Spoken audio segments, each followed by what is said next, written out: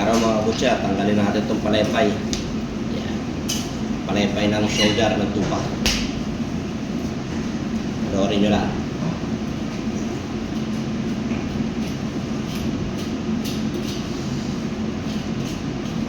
Matigas din itong palepay ng tupa mga kabutya, parang baboy din. Mas malaman lang yung sa baboy, tsaka mataba. Ito kasi walang ganang taba. Yan, balik na rin.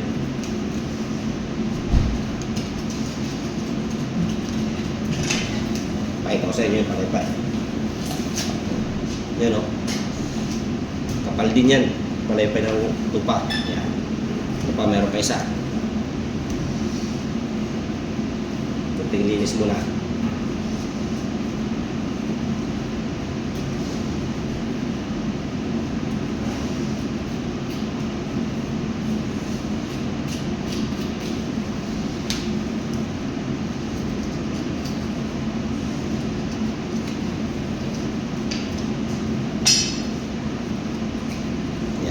Babalik na rin ko lang mga kabutya. Ito taba lang yan. Yung puti na yan.